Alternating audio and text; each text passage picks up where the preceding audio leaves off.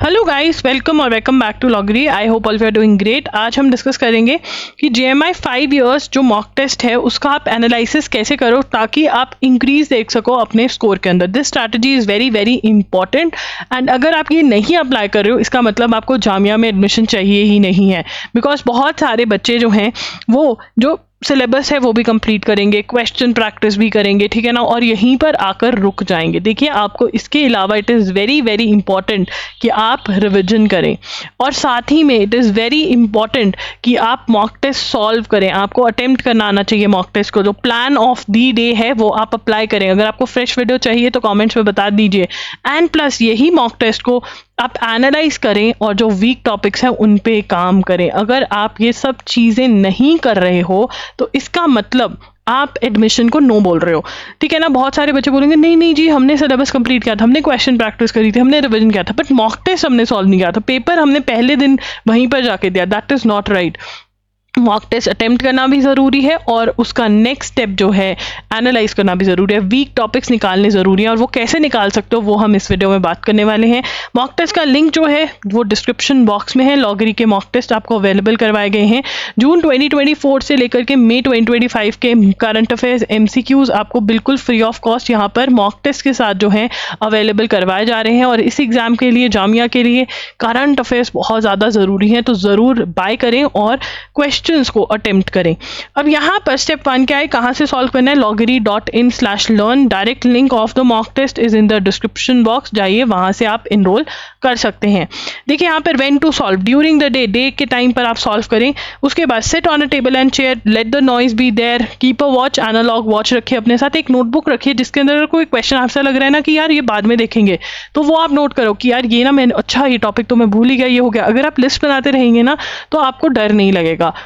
Analyse कैसे करना है, डाटा कलेक्ट करना है, आपको टेबल बनाना है, ठीक है। टेबल में write down any remarks with regard to the question. अब यहाँ पर टेबल कैसे बनाना है, देखिए मैं बनाती हूँ। रफ सा टेबल बनाना है। एक टेबल बनाया, ठीक है। यहाँ पर टॉपिक्स लिखे, यहाँ पर लिखा करेक्ट, इनकरेक्ट।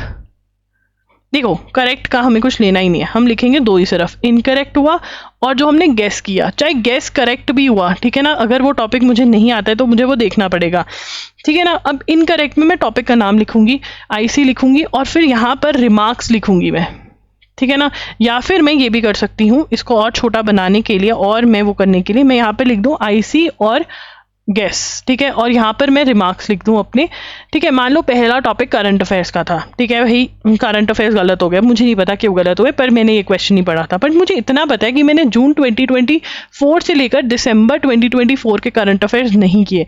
तो मैं क्या लिख सकती हूँ कि मे बी मैं ये कह सकती हूँ कि मे बी ये टॉपिक यहाँ से था, तो मतलब मेरे रिमार्क्स में ये जाएगा कि भैया ये टॉपिक्स भी कवर करने ज़रूरी हैं, ठीक है। उसके बाद नेक्स्ट क्वेश्चन जो था हिस्ट्री का था, ठीक है। हिस्ट्री का क्वेश्चन था, ठीक है। नेक्स्ट क्वेश्चन हिस्ट्री का था, ठीक है। हिस्ट्री मैंने पढ़ी है बट मैंने सिर्फ यूनिवर्सल्स में से पढ़ी, आप मेरे से चेक कर सकते हो कि ये वाला क्वेश्चन था। सो यहाँ पर आप अगर हिस्ट्री का क्वेश्चन आपका गलत है तो आप यहाँ पर मेंशन करोगे, मे बी आपने रिवाइज नहीं करी है हिस्ट्री बहुत टाइम से, ठीक है ना। क्वेश्चन पढ़ा था, ऑप्शंस में गलती है, या फिर आपको लग रहा है यार हिस्ट्री एक और सोर्स में से कर लेनी चाहिए, तो आप मुझे इंस्टा पे मैसेज करके पूछ सकते हो कि मैंने यहाँ से करी है, क्या मेरा सोर्स सही है, ठीक है, मुझे कहीं और से करने की ज़रूरत तो नहीं है। तो ये सब चीज़ें आपको फिर पता चल जाएगा कि क्या चीज़ें गलत हो रही हैं, ठीक है ना। अब मे बी हिस्ट्री का आपका यहाँ पर एक क्वेश्चन गलत हो रहा है और आप या फिर इसको छोड़, आपका कोई और टॉपिक है, साइंस है, आपने छोड़ दिया, ये टॉपिक ही नहीं कवर किया, तो आपको पता है कि यार ये मैंने छोड़ा हुआ टॉपिक है बट मैं छोड़ नहीं सकता, इसको कर जाना है, राइट। तो ये सब चीज़ें बहुत इंपॉर्टेंट है। अगर आपको इंपॉर्टेंट टॉपिक्स की लिस्ट चाहिए तो वो भी आप मुझे बता दीजिए, मैं वो लिस्ट दे दूंगी, क्योंकि वो वाले टॉपिक्स तो आपको बिल्कुल 100% करके जाने हैं, उसमें आपको कुछ भी नहीं कर सकते हो, वैसे सभी टॉपिक्स अच्छे से करके जाने हैं।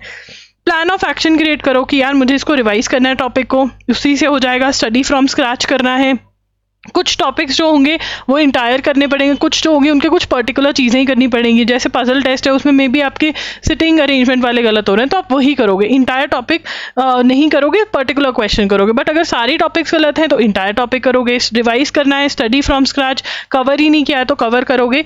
ये सब चीज़ें जो हैं ये बहुत ज़्यादा इंपॉर्टेंट है, ठीक है ना। एंड येस, मार्क्स डिस्ट्रीब्यूशन में करंट अफेयर्स और स्टैटिक जीके बहुत ज़्यादा इंपॉर्टेंट है और फिर आपकी लीगल रीजनिंग बहुत ज़्यादा इंपॉर्टेंट हो जाती है, ठीक है। क्योंकि इस एग्जाम में नेगेटिव मार्किंग भी है, इसलिए पेपर को कैसे अटेम्प्ट करना है ये बहुत ही ज़्यादा ज़रूरी है। अटेम्प्ट पे फ्रेश वीडियो चाहिए तो कमेंट्स में बता सकते हो। So this is what you have to do. And या 2 घंटे आपको दिए जा रहे हैं एग्जाम के लिए, ठीक है। पहले ऐसा था कि 2 घंटे नहीं दिए जा रहे, वापस से 2 घंटे दिए जा रहे हैं। तो आपने ये भी प्रैक्टिस करना है कि 2 आवर्स में आप पेपर कंप्लीट कर पा रहे हैं, राइट। तो मॉक टेस्ट के लिए ज़रूर एनरोल करें। एंड कोई भी डाउट है तो कमेंट्स में पूछ सकते हैं, इंस्टा पे भी मैसेज कर सकते हैं, वहाँ पर मैं आई एम लॉगरी के नाम से हूँ। Thank you for watching the video. Bye bye and take care.